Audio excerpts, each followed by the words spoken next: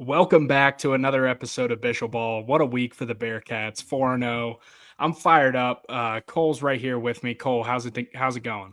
Yeah, man, great week for the Bearcats. I'm ready to hop into this episode and kind of recap the week. Yeah, hell yeah. I was at Friday and Saturday's game in person.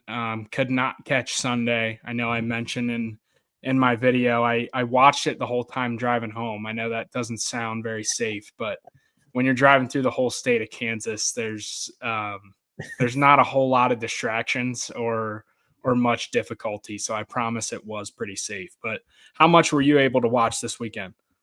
I watched pretty much all of Friday's game, and then had a wedding on Saturday, but caught some of the Sunday game as well. Gotcha. The Bats really came alive this weekend, man. I mean, this is probably, definitely the best offensive week they've had all year, right? Yeah, I mean, I think we kind of mentioned it. Like, I don't know why, I just had this feeling when we were talking about Kansas leading the Big 12 in homers. I was like, yeah, the ball's got to fly there. So some of these balls that we hit at home, that sometimes, you know how at home the wind is always changing and it feels like it's going 14 different directions. It seems like in Kansas the wind was only going out, which seemed to help a lot. Well, yeah, the biggest thing is, I think, the ball definitely carries to right and left, depending on what you said with the wind at our place. But it doesn't matter what day it is. It's really hard, even though they've moved that fence in 5 feet and taken the center field wall down. It's really hard to get one out to center field at UC. You just you don't see it happen very often. I think we can both speak to that because we both hit a decent amount of home runs there, but I'm pretty sure if you looked back at it, most of ours were probably gaps towards the line. It wasn't all of them. I never got one out to center. I couldn't. I hit a couple off the batter's eye, but that was about it because you had to hit it 725 feet to get it over that thing in center field. But yeah, the furthest ball I ever hit, like not furthest ball, but furthest ball to center that I really thought I crushed ended up just going off the wall. Yeah, so I also don't have as much juice as some of these guys, but the ball was flying at all parts of the park in Kansas this weekend. Yep, it sure did look like it. That's especially that Saturday. I forget. I'm pretty sure Saturday the wind was just blowing straight out too. Like, yeah, I'm not gonna lie, John. It looked pretty fun to be a hitter. Yeah, it looked awesome. Like, that's one of those days where I think you go up to the plate and it doesn't matter who you're facing. You're like, I just got to get it in the air. Yeah, I just got to touch it in the air. Yeah, it's probably got to get it in the air. We'll see what happens from there. I will say some of those balls, though, that we hit this weekend were not gimme homers. I mean, they were absolutely launched. Yeah. Which that was really I remember turning on the game Sunday. I think I was like a couple innings late to turning it on, but I turned it on and I just watched Derek Pitts just crush one to left center. I was like, yeah. His was crushed. Yeah, that ball was he hit it and they didn't even flip the camera. I was like, that's gone. So we're the one that Vitterick hit in the Saturday game to center was, that ball actually evaporated. Hoketh Friday. I was gonna bring that up when we go through these games. On, man. Yeah, that's one that no one's gonna talk about, and that ball was launched. He didn't even have a homer on the year, and he hit that one. I was like, dude, where was this all season? Yeah. He got an up and in fastball and just absolutely turned on it. Yeah, as 12 would say, tight turns only. It was a very tight turn. All right, well, let's get into game one. Won 7-2. Obviously, we won. Swept the weekend. So we're not going to be covering any losses this week, which is awesome for us. Yeah. 7-2 won. This was kind of the opposite of Saturday's game. This was just one of those really good, really quick defensive pitching duels that was just a great baseball game to be at. The Bearcats were down 2-1 in the top of the 8th, and that's when Jack Natili came up with that 3-run homer to make it 4-1. that was I know I mentioned it on a tweet. That was the most fired up I've ever seen that kid all year, which was fun to watch. Not that he is like a super low motor guy, but I feel like he doesn't show a ton of emotion out there. Yeah, I would agree. And to watch him as fired up as he was rounding the bases was awesome. And especially after him kind of being down with the injury for a little bit and not struggling at the plate by any means, but he kind of, I don't know, he started to get going and then really kind of took off this weekend. I mean, he had a huge weekend. Yeah, I think it was probably one of those things where he's just trying to get feel as comfortable as he was before he got injured. He might not have been completely at that level yet, but I think he showed it this weekend. And another thing about him showing the emotion, like around the bases and even after like the dugout was hyped, I think we're just seeing a different vibe around this team right now. Like, and I'm loving it. Yeah, they looked, I know we talked about Fridays on the road, like walking in with some confidence. And if you can at least play a team tight, if you don't win the game, to kind of show them like, hey, we're here. Yeah. I mean, they looked like a very confident group walking into Lawrence last weekend. Yeah. I know you were on site, so at least then the mojo of the team you probably got a better vibe of, but just like watching them celebrate those big moments, especially on Friday. I mean, when a guy's that hyped up running around the bases and the dugouts reciprocating that, like it, you're probably in a good spot. Yeah, I knew this team was coming with some loose energy when Nate Taylor was finishing up in the bullpen right when I walked in the park, and Seth Logue's throwing me fist bumps walking into the dugout. Yeah. What's his title now? Pitching development? Yeah, he's probably some like TrackMan dude that he knows all that stuff, man. I don't pay it. I just tried to hit the ball when I was playing. He knows way more than I do. When he was throwing me fist bumps, giving me let's goes, I knew the boys were ready to rock. Yeah. And then obviously in the top of the ninth, we were able to add some insurance there on a Derek Pitts sac fly and a 2-run backside hog crank, as some may say, from Viderick. That was, I know I tweeted about it too, that Derek Pitts, say Viderick doesn't hit the homer with the questions that have been at times with our bullpen. Yeah. That Derek Pitts sac fly to give you a 3-run lead going into the ninth was huge. So, yeah. I mean, he continues to just look more and more comfortable out there. And I know we have some injuries, but things are really starting to fill in well with Quentin Coates and Derek Pitts in there every day as freshmen. Yeah, I mean, they're looking good. And I think the biggest thing for me is the more playing time they're getting, it's just they're going to become more and more comfortable. And it just shows like the trust that the coaches have in them. And it's something we even talked about like while we were playing. Like we have a bad day and we're still getting thrown out there. It just shows that the coaches see something and they trust in us. So I think that's huge, especially when you're that or on the younger side or earlier in your career, to kind of get that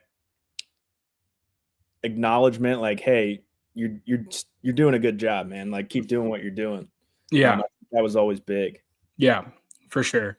I feel like I say this every week, but another great outing from Nate Taylor. I mean, he's been absolutely. He's starting to put himself in that Big 12 Pitcher of the Year conversation, which I think this next upcoming outing at TCU, going up against probably the front runner for that right now, even though Bodendorf from Oklahoma State, who I think was the preseason, he's been having a good year. But I just, how with these conference picks or player of the year, I feel like if it's close between a few guys, usually the better team or the team that's had more success tends to get the nod at times. So I do think that with the year that TCU's had and the Bearcats haven't been better than Oklahoma State, I think it's got to be between Tommy Lepore from TCU or Nate Taylor. But he's been absolutely shoving. He went 8 innings, 2 runs on 5 hits, 2 walks, and 7 strikeouts. And I'll tell you what, for a place that's had some really big crowds and a lot of life in that ballpark all year, he pretty much sucked the life out of that place on Friday night all night.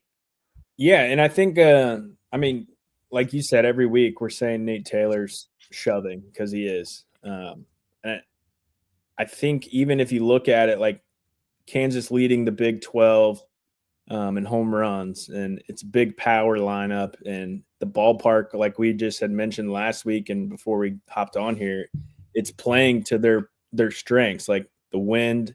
The ballpark's just meant it's a good ballpark to hit in. Yeah. And for him to go eight innings and only give up 2 runs, and he didn't have it's not like he was. Yeah, he had 7 Ks, but that's less than a K an inning. Like he was getting outs and just missing barrels, which I think is another big step. Like if he's not striking people out, he's missing barrels, which is huge. Yeah. Yeah. Which also, I mean, that because I think we've seen these outings where he has a ton of strikeouts, but I also think the kind of pitcher he is, like what we saw Friday, is exactly the kind of pitcher he is. Especially, I mean, that also helps him work deeper into these games with his pitch count when he's getting more weak contact opposed to 11 or 12 strikeouts. Yeah, 100%. I mean, I couldn't agree more. And you mentioned like pitcher of the year conversation. I do agree with you. Like the year TCU had, it's probably going to be tough to, even if you're neck and neck with him, it's probably going to be tough to jump him in the standings or the votes or whatever you call them. But I think if he goes out, I mean, if you go out there and throw another 2 games where you're going 8 innings and giving up 2 runs, you're going to be in the conversation at least. For sure. And their numbers are, I'd have to go, I know the ERA is pretty close. What does it say? Nate's is a 2.5. 2.54 Friday is a 2.24. So their numbers got to be pretty close. But I mean, if they can beat him this Friday, that's going to help. Yeah, that'll help. Vitterick and Cross had multi-hit games. These guys mashed all weekend. A lot of guys did, but those 2 in particular. Loudon Brooks also had a big weekend offensively. I know he had been struggling, not hitting as well as he may have liked to, and really kind of lit it up. Had a big weekend. Came off the bench in that Friday with the pinch hit double. So that was big. All right, moving on to game 2, the 18-14 marathon win. This game lasted about 5 hours. I'm actually drinking a Diet Mountain Dew right now. I was thinking about if I needed to go to the local Circle K and grab some for Coach Bischel there in the 8th inning, because of how I know he said on the Bearcat Journal podcast he finished his second one in about the 4th or 5th and was left dry. So I know he would have benefited if I could go grab him some. So I was thinking about it, but what a game, dude. Just back and forth all game. Wind was blowing out, like I said, and a lot of runs, a lot of hits. Broke the singles or our season record for this year, which it was 17 hits. Had 23, scored 18 runs. Another thing that would go unnoticed if you weren't watching the game is we were down 5-1 in the 5th inning. So, I mean, you talk about it was back and forth for the second half of the game, but I mean, it was a game where not getting our ass kicked to the point where you think about giving up, but that's not at the easiest spot to come back from in the 5th. No, and I mean, this team is honestly, a lot of their wins, when we look back at it, they've been losing a majority of the time at some point in the game. And even if you look back at Friday night, like we were down 2-1 still, and that was in like the 7th or 8th inning, I think it was. The 8th. Yeah, the 8th inning. So I mean, these guys, they're never they don't consider themselves out of any game. I don't feel like if it's within a little bit of a reach, like they're going after it. Yeah. You see Segerman's comment up there? No, what did he say? He said, as soon as they step up to the plate, get ready for that real rocket. Shout out Segerman. That's a good one. I want to start. I might add a segment to when I go to some of these in-person games, like a Kyle segment where I just walk up to random fans and ask them questions like that. I'm thinking about it.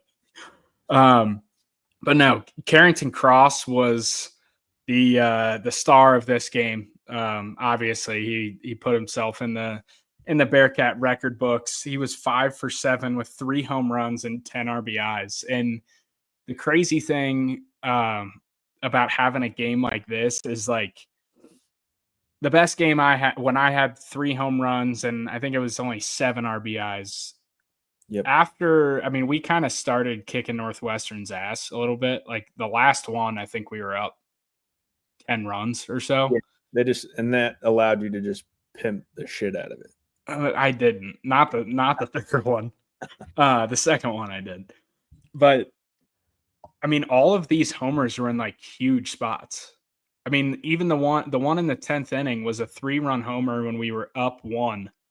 And not to mention there had been 30 runs scored already. So 1 run wasn't really meaning a whole lot for us.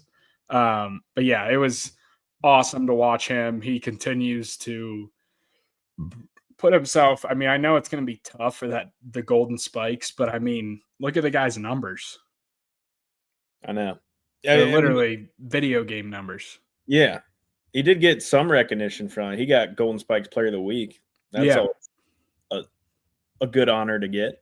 Yeah. But yeah, I think one thing about Carrington, just like playing with him, being around him for 4 years, is like he's treating every at bat the same way. It's not bigger, it's not smaller. So I think that helps him. That mindset helps him a lot. The moment's never too big for him, but it's also never too small. So him just having that same even keel mindset going into every at bat, I think that's one of the reasons he's having so much success. That, and I mean, I played with Carrington his redshirt freshman and sophomore year, and he was a really good hitter, put up some good numbers, but there were definitely at bats mixed in there where he looked not overmatched, but like lost, looked like he was guessing, or like there were some at bats where it's like, hey, like you just got carved, like, and then it happens to everybody. But that's the thing I've noticed this year is like, I haven't seen one at bat from him where he looks uncomfortable at all. No. And to a non-baseball, like someone who doesn't watch baseball a ton, I don't think they really realize like this dude's plate discipline is so unbelievable. Yeah. That's another reason. Like if you don't throw the ball in the zone, he's not swinging at it. So he's only swinging at pitches he's able to hit. And I think that's more than anything what hurt him a little bit was he would just swing out of the zone a decent amount. And if you get in a hole early, it's a lot harder to hit. It's a lot harder to hit with 2 strikes than it is with 1 or none. But I think, that's the biggest thing I've noticed this year, and even like most of the year last year. He did get a little cold streak last year, and that's when he was kind of falling behind in counts or swinging at pitches that were not good pitches to hit. But he's just not doing that this year. It doesn't matter what time of the game, what at bat, what the situation is. He just doesn't swing at pitches outside of the zone. Yeah. Yeah, he was 5 for 7. Natilli was 5 for 7. Quentin Coates was 3 for 6 with a homer. Loudon Brooks was 3 for 4 with a homer. His first home run of the season to put us up by 1 in the 10th, and that's who I was staying with his family all weekend, so I was hanging out with them and Mark Brooks and his brother Luke that lives out here with me. He made the trip with me, and those guys were fired up, man. We all were. Laddie was fired up too. Man. Yeah, everyone was fired up. Kling was yelling. I could hear him from the stands. It was awesome. I mean, that's just a guy who, if you play with him, you root for. Like, I've never met a guy that played with him and didn't root for the guy. Maybe if you played against him, you may not like him too much, but never talked to too many guys that have been on his team and not pulled for that guy. Yeah, seriously. I mean, that guy's just a winner. He's the definition of a gritty ball player. And I think watching him do something like that in a moment like that is even cooler to people who know him really well, because we know what kind of hitter he is. Yeah. He's not a guy that's going to go out there and even try to hit a ball over the wall. Like, which just hit his second against Oral Roberts. So I was going to get to that, because he's just like one of those streaky dudes where like he hits one, he'll have 2 home runs a year, and they're both within like 3 to 5 games. Yeah, this is his third year in a row where he's starting to come on and show some pop late in the season. He had I that think 2 it's just last like year against May BYU. thing. Yeah, it's just a May thing. It gets to be May, and he's just like, all right, I guess I'll hit a homer or two. I haven't hit one yet. Yeah, I think he's a guy, like, you get that kid out of the classroom, like, just graduated, done with school, summer vibes, get that kid showing up to the field in some tank tops, like I know he does, If you can get a flip-flops. shirt on him. Yeah. Yeah, he might be walking around Clifton Yeah. shirtless for all we know. Him and Kling together, man, those guys, come on. They don't wear shirts very often. Not much. And there weren't obviously giving up 14 runs, not a ton of bright spots from the pitching staff, but I will say Adam Buskowski went 4 2/3 there in the middle of that game, only giving up 1 run on 4 hits, no walks, and 5 strikeouts. So he did it for as much offense as there was. He did a good job holding them up there for a little bit, and then Michael Conti, I know he's starting to get the nickname of the fireman a little bit on this staff. He's just coming in and putting stuff to bed. He closed out the game, got the win, went 1 1/3, no runs, no hits, no walks, and a strikeout. So he kind of continues to be probably the most consistent. Buskowski's up there too, I'd say. Yeah, no, I mean, both these guys, they're just, I mean, to boil it down, they're just coming in, they're doing their job. They're throwing strikes, getting ahead of hitters, and they're getting outs. I remember Conti, he's a dude that, like, personally, like, showing up to the field knowing you got live at bats that day, he was just a name I didn't really ever want to face. Because I don't know what it is, but he's just got that competitive, like, spirit to him that he doesn't want you to beat him, and he's going to do everything he can to keep that from happening. I think he's going to be kind of a dark horse going into the later parts of this year, especially when some of the pitching may be running a little slim or some fatigues happening. I know he hasn't thrown like the most innings by any means out of the bullpen, but I think he is definitely capable of providing quality outings. So I'm excited to see what he has in store for the rest of the year.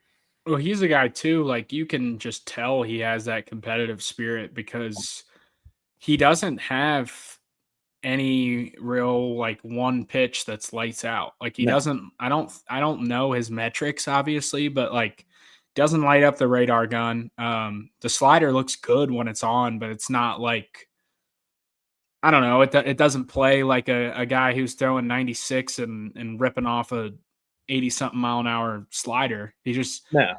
But I mean, he's hit his spots. He mixes 3 pitches and he's been doing a great job. I think part of he kind of reminds me of like a crafty lefty, but like right-handed version, because his pitches, their shapes are all different and they move different directions, which always helps as a pitcher. Especially like if you got a guy that's going up there and throwing a straight ball and the only other thing he has moves one direction, you're not worried about anything going, like, you can worry about one pitch basically. Yeah, when you can narrow it down to even just 2 pitches, it makes it a lot more comfortable at bat than when, no matter how hard he's throwing or how good the stuff is, when you got 3 pitches moving differently that he can throw all of them for a strike, it just makes it more uncomfortable. Yeah, and I think that's a big thing that he has going for him, is just that he kind of throws the little sinker type 2-seam fastball and then cutter slider, but it is a bigger slider. And I liked when he was on the mound for us. I just feel confident when he's out there. I know he's kind of similar mindset, I feel like, almost to Carrington, where he doesn't get thrown into a ton of games, but it's never too big of a moment. It's never too small of a moment. He doesn't take anything for granted. He goes out there and he competes. That's good stuff. Yeah. Good stuff. Moving on to game 3, won this last one 13-4. They was close there for a little, and then we kind of just kept adding. I think you could kind of tell this is when Bischel ball started to get to Kansas a little bit. They were just, once we started adding it on in the later innings, they were packing it in, and they were ready to move on to next weekend. Yeah, I mean, kind of went into full effect once we I think it was the top of the 6th. We got that 4-run inning. And then we kind of just took off from there. It seemed like, man, their bullpen was struggling. Kansas's bullpen, it was just not working. Anyone they threw out there struggled this weekend, and I loved it. Yeah, which it's funny because, like, looking at their numbers, it kind of seems like their pitching staff has been similar to ours, even though Dominic Vogley, their Friday guy, who's good, but his ERA is up near like a 5 or so, where Nate's is obviously is below a 3. But it just looked like their bullpen, whoever they would go to, they didn't necessarily know what they were going to get, and nobody was clicking for them this past weekend. And I know we both kind of mentioned too, like I hadn't watched a ton of Kansas's games, but just listening to the broadcast, it seemed like the dudes doing those broadcasts, they were just like, this must be an off weekend or something for them. I don't know exactly what was happening, but they just did not feel good with anyone they were running out on the mound, and the Bearcats felt like they felt confident with anyone that was out there. It was just like everyone was seeing beach balls or something. I don't know what it was. And the crazy thing is, like, I know we laid down a few bunts. Like Niehaus had a safety squeeze that he ended up dodging a tag. We had a few bunts in some big spots, but not a lot of bunting and not a lot of stolen bases all weekend, which is usually when you see a lot of our runs come. I mean, they were really slugging and just putting balls in gaps, and everybody was swinging it this weekend. Yeah, and I'm glad you brought that up because I wanted to talk about that. It felt like it seemed to me that Kansas's strategy going in was to try to keep us from stealing bases, which I think they did a good job of. They had plenty of pickoff attempts and stuff like that, but I think it kind of messed with what they did best, which was probably locate their pitches and stuff like that. I mean, it seemed like they were more worried about when a runner got on there, more worried about the runner than they were the hitter. Yeah. And that's where you can fall into some deep trouble, because then you're starting to leave balls right over the middle of the plate. You're not executing pitches. So I think that was a big thing. And I kind of wonder if that was a focus point for Kansas, was to slow down the base running or the base stealing. Well, I think it has to be at this point. When you look at a scouting report if you look back at any of our games, I would have to think the scouting report is don't give them free bases, field the baseball, get an out on bunts, and obviously hold runners and limit the stolen bases as much as possible. I would think those have to be the big 3 things, because in reality, the offense hasn't done fantastic when some of those aren't happening. And they definitely, I think the biggest thing this weekend, it was just the threat of all of that. You said, they were worried about all of those things, and we did have a few stolen bases, and they threw a couple balls away and didn't field bunts, but we also just hit the shit out of the ball all weekend. No, I agree. And like I said, I think that might have been something that they probably practiced a little more this week, was probably pickoffs, bump plays, stuff like that. And when we just weren't doing it, I don't know if it threw them off, or the holding the runners and changing your timing got to the forefront of their mind versus kind of staying or executing a pitch. And I think maybe that led to some poor performances on the mound for Kansas. Yeah. Yeah, Vederick was 3 for 5 with a homer and 3 RBIs. KC, Natili, and Kling all had multi-hit days. How about that? Both of our catchers getting 2 knocks on the day. That's awesome. Kling was both lefty too. Yeah, looked good. Yeah, both opposite, or this double was opposite field, left center, and I loved it. It looked pure. And then I'll throw out a guy. I know we talked about Nate in the offense is probably who's getting highlighted from this past weekend, but a guy who I think may have had the ballsiest performance of the weekend was Kellen O'Connor. Coming in and closing out that game Friday, not that it was super high leverage, but when we needed to get that win, we bring him in. And then I know Coach Bischel talked about it a little bit in the podcast. It was just, he's kind of a guy who Coach talked to him, and it's late in the year, and he's got plenty of bullets. He He could have an opportunity to play pro ball, but he's really focused on winning games and doing whatever he can to help the team. So it was just a super unselfish move and kind of a ballsy weekend by him to close that Friday and then come out on Sunday and throw a great 6 innings, 3 hits, 2 runs, 1 walk, and 5 strikeouts. Yeah, I mean, it's the mindset is right where you want it to be. And what happened this past weekend kind of reminds me of like a flipped Brendan Garula from last year, who would open on Friday and would come in Sunday in relief if we needed him. So I could see I know our Sunday starters kind of been up in the air every week. We haven't had a consistent spot there. Which this week they did just name they named Kellen back to Saturday and Brandon Shire to start Sunday. So They did name those. Nice. I think Shire, he pitched a couple innings on Wednesday, I believe, or Tuesday. Yeah, against Oral Roberts. Yeah. I think he actually had one of the best outings of the year. Yeah, which I feel like that's kind of the route Coach Bischel's been going outside of last week was Nate and Kellen, and then kind of whichever one of these bullpen guys is coming off a good outing, try to ride the hot hand and throw them out there to open it up. And I don't hate it. I mean, that's kind of it's a streaky sport, whether people like to call it that or not. I know, especially at the plate, like we call you're seeing the ball well or you're in a slump. Like it's a streaky sport. So it can go the same way with pitching. I've seen it happen.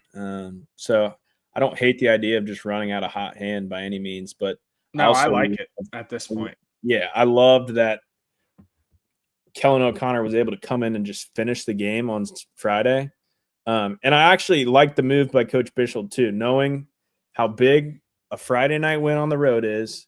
You're up 5 runs going into the bottom of the 9th, and you're just going to bring in what usually is your Saturday guy, and you're just like, yeah, we're just going to end this right here, right now. So the only thing I'll be 100% honest, because he was warming up that whole 9th inning, or the whole 8th inning. Mm-hmm. And obviously when it was 4-2, I'm thinking, yeah, let's do it. But I will say once they tacked on more in the 9th and it was 7-2, I did question the move. But the only reason I questioned it is because I didn't know. I mean, I didn't know what the kid's situation was. Like, I didn't know if he was going to be, obviously if he throws 1 inning, he could throw again. But I mean, I just didn't know if it was going to affect his start on Sunday. No, I completely agree. But honestly, you giving me that information I agree with the move more. Like if he's already warming up, feeling good, I'd rather just throw him out there and end the game right there. And I trust what he probably told the coaches was, yeah, just let me do this inning and I can pitch later in the weekend. Well, and because like I've never been a pitcher, but I mean, you got to think, well, that and like if a guy's getting hot for a whole inning, like how much has he already thrown to then not throw at all? Like basically, if he's already getting hot, him throwing that 1 inning isn't going to do him much of a disservice opposed to just getting hot and then sitting back down. And I don't know how many pitches he threw to close out. I think it was like 20 or 30. I know Coach Bischel said it was a little bit higher than they would have wanted. Yeah, but ended up working out. 3 guys that there was a lot of guys from this lineup that had really good weekends at the plate, but 3 that really stood out were Carrington Cross was 9 for 17 with 3 homers and 11 RBIs. Jack Natilli was 8 for 13 with a double, a homer, and 4 RBIs. And Landon Viderick was 7 for 16. He had a home run in all 3 games and 7 RBIs. So another guy, I mentioned Brooks too. I didn't pull all of his numbers, but had some really good numbers at the plate. But yeah, just good to see Vid is kind of finally, he wasn't struggling, but he went through a little bit of a funk there, and I feel like he's back. He was hitting balls all over the field, looked really good in there. Yeah, and I like to see him. He was attacking a little more earlier in the count, I feel like, which was good to see as well. Just getting pitches that I feel like he would have taken some of those in the past, but he's attacking them now, and he's feeling confident. You can just tell. But yeah, you shout those 4 guys out. I also want to shout out Derek Pitts. I think he just had a quality weekend. It might not have come from necessarily just hits, but like sack flies and just situational at bats. And then his big homer on Sunday, I felt like kind of busted the game open for the Bearcats, gave him that comfortable like 6-run lead or something. For sure. Him, I mean, Quentin obviously looks great in the box. Derek Pitts is obviously a little bit more of a dynamic player, playing center field and being able to run a little bit. Yeah. But both of those guys, especially seeing them up close playing, from a physical and just like maturity on the field standpoint, do not look like freshmen right now. I mean, they do not look like some of those deer in the headlight moments that we've all seen before out of young players out there. Yeah, and I think it again comes down to like, hey, a lot of times I feel like when you get young hitters in the box, they're taking a lot of pitches. They're scared to swing earlier and mess up or do something that they might get yelled at for. But these guys are just going out there and they're swinging at pitches that they know they can hit, and they're hitting them hard. I love it. I also think like this team's culture from the staff down to the older guys, like I've played on some teams before where, like, for example, at Elon, not in a bad way by any means, it's just kind of how things were ran, was like, if you're a freshman in there, like you got a senior or an older guy, like talking to you, like running you through situation and like making sure, which in their eyes, like they're trying to do you a favor and help you out. But at the same time, that can also kind of put pressure and a lot of things in your head as a young guy, where I feel like this staff and the older guys are very much just like, be loose, do your thing, go play. No, yeah, I think I agree with you 100%. I also like one of the things that surprised me even last year when we had such a successful season was like over half the team was new guys. So you got kind of like a core group who have been there, know each other, and then a new coach, and he brings a whole new half of the team in. And it's kind of like, okay, we're trying to figure out how to merge together. I felt like they have a lot of new guys this year, but it's also the transition between like new guys and guys who were on the team last year. It's just, I felt like it went a lot smoother this year. And obviously I wasn't around the locker room every day, but it just seems like they merged a lot quicker than what we did last year. Yeah. Yeah. And then, sorry, we're going to skim over the Oral Roberts game here briefly. It was a 10-2 win, got 5 runs in the top of the first and kind of just cruised through it. I know you said Shire had a really good outing on the mound. Pitching did really well. It was just good to see after such a big weekend and then having a big weekend coming up. It was just good to see that they came out ready to go and didn't waste any time sleepwalking through a game like that. Not that Oral Roberts is a great program, good team. Like that's exactly. So that's one of those where super regional, or they went to Omaha. They were in Omaha 2 years ago. Yeah. That's one of those where like you could kind of overlook the name and not be ready to go, but that was not the case this past week. No, I think the biggest thing with this game to me was, I mean, you score 5 runs in the first inning, top of the first, and you throw up a 0. Kind of after that, it kind of all seemed to just work out for the Bearcats. It was smooth cruising. Another one of the middle innings kind of just seemed to fly by to me. And then we added a couple more runs later on. But, yeah, I think it was just getting out to that 5-run lead. And then Oral Roberts probably looking at, UC's schedule or whatever. They're like, damn, they just swept Kansas. Now they're coming in here. Then they put up 5 runs in the first. Like, this team's just – they're going to beat their ass. Yeah, they're just going to beat their ass. And I think that's kind of what happened, and we just kind of cruised to victory.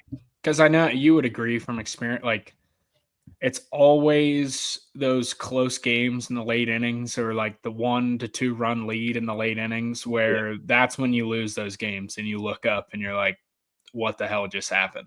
Yeah. And that just wasn't the case. Like I said, we go up 5 in the first. I think it was 5-2, and then we add runs later in the game. So the bullpen, any bullpen arm you're bringing in, it's kind of like, okay, there's not a lot of pressure there, which is always when you're bringing in new arms. Just go out there and strikes. And Loudon Brooks had a backside homer in that game. Awesome. Backside Brooksy. Yeah, backside Brooksy's back. But let's move on. Let's talk about the TCU Horned Frogs a little bit. Obviously, another one of these just historic programs, probably more recently even than like an Arizona State that we've talked about, or an Oklahoma State. I mean, I know when Coach Schlossnagle was there, he took him to Omaha quite a few times, and it's going to be. I was able to kind of go see that field and complex when I was down there for work in January, and it's a pretty cool setup. I know I told you and my dad, like, one of these times, whether it's a football or a basketball game, that would be a good destination for a weekend to watch the Bearcats is in Fort Worth. Yeah, a little jealous that I didn't get to go there, obviously. Like you said, it's just like a historic school, and people think college baseball, they're probably one of the first 5 to 10 schools that come to mind. Just like I think our age too, because when we were in Omaha, man, they were just always there, and that was like the big thing was to watch the College World Series growing up. Yeah. When we were in grade school, they were really they were a staple. Yeah, absolutely. And I actually got to go to the College World Series when I was like 13. We played like a summer ball tournament there, and TCU was there, and they had like the biggest fan base, which I thought was the coolest. That's like the one thing that stuck out to me. So yeah, a little jealous I don't get to go there, but I think it's definitely, I would say probably a little more of a challenge this weekend than it was last weekend for the Bearcats, but I don't think it's anything, especially with them kind of being hot these last 4 games. I don't think it's anything that they're going to be too worried about. We know we're going to go out there and compete. So for sure, I don't think they'll be intimidated at all by this weekend. It's just not the way this group really plays. But TCU has been having a great year. They are 33-15, and they have an RPI of 14. So another huge opportunity to rack up that RPI and get boosted a little bit. Bearcats, after that Oral Roberts win, are up to 39 in the RPI, which I know stay under that. I talked about kind of being in that 40 to 45 range, but God, does the 3 look unbelievable. Stay under that 40 mark. If you can stay under that 40 mark, we're going to like where we are later in like 2 or 3 weeks, whatever it is. I think under a 40 and we're a lock. Yeah, I don't want to just throw that out there. I would just say I would be confident. I would hope that would be the case, but I think if we're under a 4, that means we're winning a couple more games before we head down to Arlington to go play in the Big 12 tourney. So I think a lock is 5 more wins. Yeah. Right? So we got 3 against TCU, at home against Indiana. Yeah, and then 3 against K-State. I think if we get and then the Big 12 tournament. Yeah. So I think 5 wins. So what is that? That's 8 guaranteed games. Because it's single elimination now, Big 12 tourney. So that's 8 guaranteed games. Win 5 of 8, 4 of which are at home. Yeah. Yeah. So go steal one tomorrow night, and we'll be sitting pretty after that. Or just go ahead and take the series, and we'll be feeling real good. Yeah, I think it's going to be really interesting because as well as TCU has played, they're beatable. Very beatable. Yeah, they don't really blow anybody out, or at least they haven't. They don't run away with it. Like, and Southern Miss, don't get me wrong, Southern Miss is a great program, having a really good year this year, but they walked in there and not beat up on them, but took 2 out of 3 earlier in the year, and wasn't really intimidated at all, and walked in there and competed all 3 games. Yeah, and just seeing the way, like watching the Bearcats all year, the way they compete, I'm not worried about this series that much. I do think we take at least 1 game. I don't know which game it'll be, but I also think my prediction for this weekend is we have the complete opposite weekend offensively that we did last at Kansas. I think we play a lot of Bischel ball this weekend. I'm pretty sure that's a larger park, and it plays a little bit bigger as well. Yeah, I think so too. I think you're right.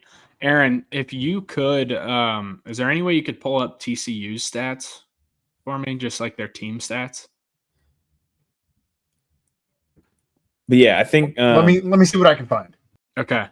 But yeah, Tommy Lepore will be their Friday guy. Interesting enough, he was signed to be a Bearcat out of high school. He's an Ohio guy. Actually, didn't stay with me, but I vividly remember when he was on his official visit down in Clifton. Great kid. I tweeted out, I was like, I tried my best to show all those kids a good time. I think we kept a decent amount of them. I know a few of them transferred out. That was kind of the class that was during the coaching change. It's Nate's class. So that's Nate's class. Okay. Yeah. But yeah, Tommy's having an unbelievable year. He ended up going to Wichita State his freshman year out of high school, and then transferred to TCU this past year. And he's out to an unreal year. Like I said, he's probably, in my opinion, front runner for that Big 12 pitcher of the year spot. He's got a 2.24 ERA, 23 walks, and 63 strikeouts through 72 and a third innings. Maybe expected the strikeout numbers to be a little bit higher considering his stuff, but he is a starting pitcher. So obviously not all of those guys just rack up 2 strikeouts per inning. But he's a guy who he can run that fastball up to 98, and I think he's got a pretty good slider and mixes in a changeup as well. So he'll definitely be one of the best arms, if not the best, that the Bearcats have seen all year. Yeah, John, and I think the biggest thing I kind of noticed from the American Conference to the Big 12 is like every weekend now in the Big 12, you're facing that kind of stuff, right? Yeah. So I wouldn't say it was super rare in the American, but not every team had a guy that was touching high nines and good slider and stuff like that. But I feel like more often than not, there was one in the staff. Most Friday guys were solid pitchers. Like we didn't face a Friday guy that sucked, but you did face some of those guys that were. You get to the back end of a like week. An 89, 91 Friday guy who just mixed stuff. Yeah. And I think that was just the biggest thing I kind of noticed going from the American to the Big 12 was like, okay, well, all these guys have like arms out of the bullpen, like good arms. And especially their go-to guys out of the bullpen they're throwing nasty stuff. And I think seeing that every weekend is a huge advantage versus like sometimes in the American, like I was saying, we would go out there and not everyone has, or you see play a weaker team in the American and they don't have the greatest bullpen arms. And then you play a better team and maybe they have some dudes out of the bullpen and you're like, oh shit, I'm not really used to seeing this. Yeah, no, for sure. I mean, Savage, who was obviously a first rounder and a great pitcher, but coming in like his freshman sophomore year when he was like 95, 96, like that was, and I mean, his ball gets on you regardless, even when he was throwing 95, but still it was like that was circled on the sheet opposed to, I feel like now in the Big 12, like we're seeing, we're seeing four to 5 guys on every roster that can throw north of 95. Yeah, exactly. And I'm overall, I'm just really excited for this weekend because, I mean, I wouldn't say embarrassed them, but we beat the shit out of them last year at our place. And they're gonna, I don't think they're gonna forget that.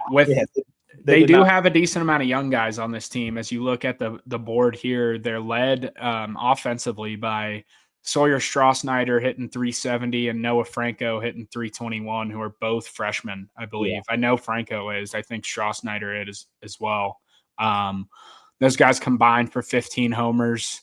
That's the thing. If you look at these guys' power numbers, it's kind of the opposite of, not the opposite of Kansas, but their team leader has 10. So they're just not gonna, now every guy has a few, but they're not gonna be a team that hits the ball out of the ballpark a ton and slugs you to death. Yeah, and that's kind of why I threw out that prediction earlier where I feel like we're going to play a lot more Bischel ball style, where it's going to be get a guy on, whether that be from a walk, bunt, just a regular old base hit or something like that. And then we're going to steal more this weekend. We're going to bump more this weekend. I just feel like you're going to see that. I think it's just a bigger ballpark. It's known to play a little bit bigger, and the ball's not going to be flying out of the yard like it was at Kansas. Yeah. Yeah, I think it's going to be a little bit more just not like always low scoring, but I'll say this: there's not going to be any 30-run ball games this weekend. You probably won't see an 18-14 finish. No. But yeah, I'm pumped. I'll be locked in all weekend. I'm gonna break out the smoker on Saturday and probably smoke some wings and get some food going and throw the game on outside. I'm pretty pumped up about it. I'm pumped. I got a new recliner coming this weekend, so Saturday. It's break over. That puppy in. It's over. I'm probably gonna take a 10-hour nap in that thing. Yeah, that sounds awesome. All right, well that'll probably wrap us up for this week, unless you got any closing remarks here, Cole. No, I'm just kind of excited to see how the Horned Frogs respond from last year, but also how the Bearcats continue their little hot streak they're on. So yeah, second year in a row where they're kind of making that late season surge. It's super exciting to watch, and I can't wait for this weekend. It's going to be a good one, and the Bearcats are hot. They're rolling. They're hot. Don't let the Cats get hot. It's probably too late for that. Seems like they already are. All right. Well, that wraps us up this week. Make sure to go give us a follow at the Road to Omaha podcast. Subscribe to the YouTube channel. I will have this posted on there, as well as all the Bearcat Journal socials. So make sure to tune in to the Bearcats this weekend. I know we're on the road, but we still need the support, and we need all Bearcat fans locked in. I know we got a lot of basketball, a lot of football fans, but we need some of you guys to hop on board and get locked in for the end of this season. I'd love to see it. Yeah, I don't see or at least the last couple of years, baseball's been up there. They're creeping their way up. I'd like to see some fans, all the fans come out. Well, can't go to the ballpark necessarily, but just show some love on Twitter. See what's happening. Yeah. All right. We will see you guys next week. Thanks for listening.